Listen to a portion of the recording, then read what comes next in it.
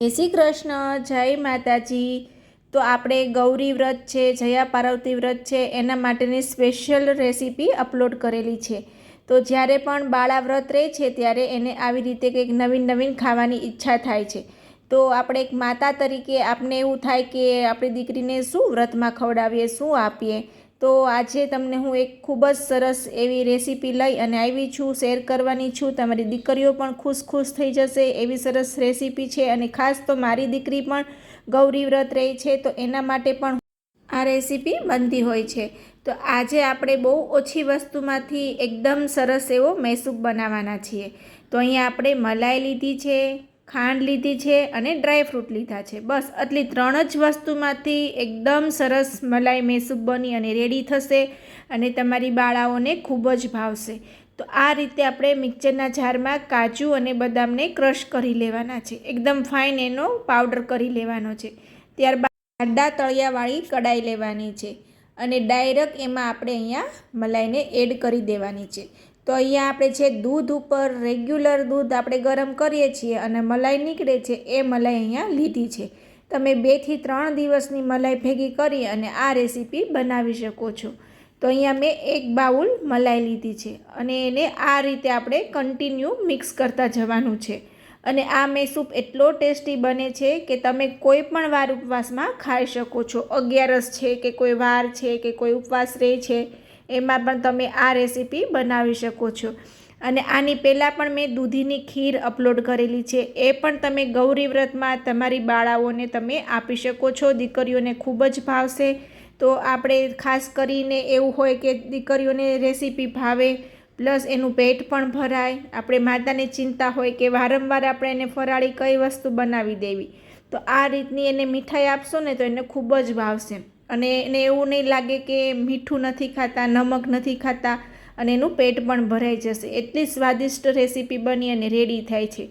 તો આપણે આ રીતે એને કન્ટિન્યુ મિક્સ કરતું જવાનું છે। જેમ જેમ તમે મિક્સ કરશો એમ તમને ખ્યાલ આવશે કે એકદમ દૂધ જેવું લાગશે, મલાઈમાંથી આ રીતે દૂધ જેવું થઈ જશે, પણ એને તમારે કન્ટિન્યુ મિક્સ કરતું રહેવાનું છે। અને આ મૈસૂબ એકદમ જાળીદાર અને ખૂબ જ સરસ બનીને રેડી થાય છે। તો આ રીતે તમે પણ ચોક્કસથી ગૌરી વ્રતમાં, જયા પાર્વતી વ્રતમાં ટ્રાય કરજો। અને ઇવન તમે કોઈ પણ વાર તહેવાર રહેતા હોય ને ત્યારે પણ તમે ખાસ આ રેસીપી ટ્રાય કરજો। ખૂબ જ ઓછી મહેનતમાં, ખૂબ જ ઓછી વસ્તુમાં આ રેસીપી બની અને રેડી થઈ જાય છે। અને તમારે આમાં કાજુ બદામનો પાવડર ના નાખવો હોય તો પણ એમનેમ પણ એટલી જ સરસ લાગે છે। જો તમારી પાસે એમ છે કે ઘરમાં ડ્રાયફ્રૂટ્સ નથી અને બહાર લેવા જવા પડે એમ છે અને છતાં તમારે કંઈક આવું બનાવવું છે, તો ફક્ત તમે મલાઈ અને ખાંડમાંથી પણ આ એટલી સરસ રેસીપી લાગે છે, બની જાય છે। તો તમે કાજુ બદામને સ્કીપ પણ કરી શકો છો। તો આ રીતે આપણે કન્ટિન્યુ એને મિક્સ કરતું રહેવાનું છે। જેમ જેમ મિક્સ કરશો એમ એમ આ મલાઈનું થોડું પનીર જેવું તમને દેખાશે। જેમ જેમ ઘટ થશે તો તમને આઈડિયા આવી જ જશે અને આ મલાઈ છે એનો કલર પણ થોડો ચેન્જ થવા લાગશે। તો આપણે કન્ટિન્યુ આને મિક્સ કરતું રહેવાનું છે। ખાસ કરી અને આપણે જે દૂધીની ખીર છે એ પણ તમારી બાળાઓને એક દિવસ બનાવી આપજો, કેમ કે એ પણ એને ખૂબ જ ભાવશે। દૂધીના હલવા કરતાં બિલકુલ અલગ છે અને ટેસ્ટ પણ એનો થોડો અલગ આવે છે। જ્યારે હલવો હોય છે એ ખાવામાં એને વજનદાર લાગે છે, ખાવામાં પેલું થાય છે, પણ જે આ ખીર છે એને ખૂબ જ ભાવશે। એ બાને બાળકો થોડી દૂધી પણ ખાઈ લેશે। તો આ રીતે એને 5 દિવસ આપણે અલગ અલગ રેસીપી બનાવી અને આપીએ તો એને પણ આનંદ આવે અને એનું પેટ પણ થોડું ભરાય। તો હવે આટલું આપણે જોવો કે એની મલાઈ છે એ બળી ગઈ છે ત્યારે એમાં ખાંડ એડ કરવાની છે। ખાંડ અહીંયા તમારે જેટલું મૈસૂબ મીઠું કરવું હોય એ રીતે તમે અહીંયા એડ કરી શકો છો। તો અહીંયા મેં મોટું 1 બાઉલ મલાઈ છે તો નાનું એવી કટોરી એટલે કે અંદાજિત એમાં આપણે 4 થી 5 ચમચી જેવી ખાંડ એડ કરશું। તો આ રીતની ખાંડ એડ કરશું તો થોડું એવું એનું બેલેન્સ સાથે મૈસૂબ સૂપ સરસ બનશે।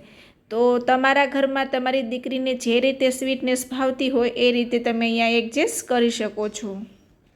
અને આજની રેસીપી તમને કેવી લાગી એ પણ મને ખાસ કોમેન્ટ કરી અને જણાવજો। અને મારો તો એવો જ આગ્રહ છે કે તમારી દીકરીને તમે આ રેસીપી બનાવી અને ખવડાવજો અને પછી પણ કોમેન્ટ કરજો કે આ રેસીપી તમે બનાવી હતી તો તમને લોકોને કેવી લાગી। તો તમે જોઈ શકો છો એ રીતે હવે થોડો થોડો આપણે મલાઈનો કલર પણ ચેન્જ થતો જાય છે. હમણાં ધીરે ધીરે એકદમ બદામી કલરનું થવા મળશે. જે આપણે નોર્મલ મેસૂપ છે એ બનાવીએ છીએ એના જેવો જ કલર થોડો થોડો એ થવા મળશે. ફક્ત 2 જ વસ્તુ નાખવાથી પણ એટલો સરસ મેસૂપ બની અને રેડી થઈ જાય છે. તો તમારે વધારે કોઈ માથાકૂટ પણ નથી અને કોઈ પણ વ્યક્તિ બનાવી શકે નથી. આમાં આપણે કંઈ ચાસણી લેવાની કે કોઈ બીજી માથાકૂટ. તો કોઈ પણ વ્યક્તિથી આ મેસૂપ એકદમ સરસ બની જશે. એટલે એ પણ ચિંતા કરવાની જરૂર નથી કે મારાથી આ મેસૂપ કેવો બનશે કેવો નહીં. બિંદાસ આ કોઈ પણ વ્યક્તિ હોય એ આ મેસૂપને બનાવી શકે છે. તો ચોક્કસથી તમે ટ્રાય કરજો. ખૂબ જ ઇઝી રેસીપી છે. તો આ રીતે હજુ આપણે એને કન્ટિન્યુ મિક્સ કરતા રહીશું. આટલું મિક્સ કરતાં એકદમ તમે જે કહેવાય ને કે એકદમ હળવું થઈ જશે. તમને ખ્યાલ આવી જ જશે આટલું મિક્સ કરશો ને એટલે કે એકદમ ફ્લફી એ બની જશે. તો આટલો ફ્લફી બને પછી એમાં આપણે કાજુ બદામનો જે પાવડર ક્રશ કરી અને રાખ્યો છે એ એડ કરવાનો છે. અને જો તમારી પાસે કાજુ બદામ ના હોય તો તમે એને સ્કીપ પણ કરી શકો છો. તો તમારે હજુ એને 2 મિનિટ માટે થવા દેવો પડશે. પણ આ જો કાજુ બદામ કે પિસ્તા કે કોઈ પણ ડ્રાયફ્રૂટ તમારે એડ કરવા હોય તો તમે આ સ્ટેજ ઉપર એને એડ કરી શકો છો. તો હવે આમાં આપણે કાજુ અને બદામનો જે પાવડર મિક્સ કરી અને રાખ્યો છે એ હવે એડ કરી દઈશું. અને જુઓ તમે એકદમ હળવો થઈ ગયો છે. તમને જોશો ને ત્યાં જ ખ્યાલ આવી જશે એકદમ ફ્લફી બની ગયો છે. તો હવે એમાં આપણે કાજુ બદામનો પાવડર એડ કરી દઈએ. અને કાજુ બદામનો પાવડર છે એ પણ અહીંયા 5 થી 6 ચમચી જ લેવાની છે. વધારે પાવડર એડ નથી કરવાનો કેમ કે અહીંયા આપણે મલાઈનો મેસૂપ બનાવી રહ્યા છીએ. તો એ વાતનું પણ ખાસ ધ્યાન રાખવાનું કે એ પાવડર ઓછો યુઝ કરવાનો છે અહીંયા. એટલે તમારો એકદમ જે મલાઈ મેસૂપ છે એ મસ્ત ટેસ્ટી બની અને રેડી થશે. તો તમે જોઈ શકો છો કે અહીંયા પાવડર નાખ્યા પછી એ થોડું આવી રીતના પાણી એટલે કે જે ઘી છે સાઈડમાં એ છૂટતું હોય એવું તમને લાગશે. તો એને હજુ આપણે 2 મિનિટ માટે પકાવી લેવાનું છે. અને એનો કલર હજી પણ થોડો ચેન્જ થશે. જુઓ સાઈડમાં તમારે એનું દૂધ પણ દેખાતું હશે, ઘી જેવું પણ દેખાતું હશે. તો બિલકુલ ઘી એમાંથી છૂટું પડે ત્યાં સુધી તમારે એને આવી રીતે કન્ટિન્યુ મિક્સ કરતું જવાનું છે અને થવા દેવાનું છે. જુઓ આ રીતે હમણાં એમાં જાળી પણ ધીરે ધીરે પડવા લાગશે. તમે બનાવશો એટલે તમને ખ્યાલ આવી જ જશે કે એકદમ હળવું થઈ જશે અને એમાં એકદમ જાળી પડવા લાગશે. જો આ રીતનું એકદમ ઉપર આવવા માંડ્યું અને જાળી થવા માંડી એટલે અહીંયા આપણો મલાઈનો મેસૂપ બની અને રેડી છે. તો અહીંયા આપણે હવે એને એક ડીશમાં આ રીતે લઈ લઈએ.